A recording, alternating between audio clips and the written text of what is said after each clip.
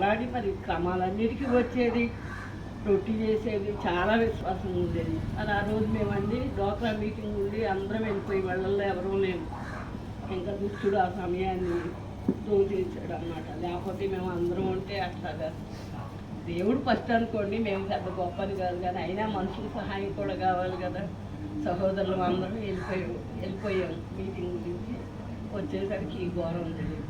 లేకపోతే మేము ఉంటే మరి అట్లా ఏదేమైనా దేవుని సమయం బిడ్డల రక్షణ పొందేటట్టుగా కుటుంబాల కొరకు ప్రార్థన చేసి ఎంతో సహనంగా ఓర్పుగా బిడ్డల కొరకు ప్రయాసపడింది. ప్రతిదానికి కూడా చాలా ధైర్యంగా ఉండేది. అసలు ఎన్నో మాటలు చెప్పేది.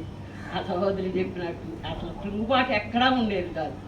కొద్దిగా భర్త చచ్చిపోయినప్పుడు చాలా దుఃఖపడింది కానీ మళ్ళా దేవుడు తను లేపి చక్కగా క్రమాలన్నిటికీ రావటానికి మరి దేవుని పనిలో ఉంటాయి కూడా చక్కగా నమ్మకంగా చేసిందండి. కానీ ఒక్కొక్క టైంలో దుష్టుడు దోచేస్తాడు కదా, అలాగ అయిపోయింది. అయినప్పటికీ దేవుడు బిడ్డల్ని ఎంతవరకు కాచి కాపాడాడు.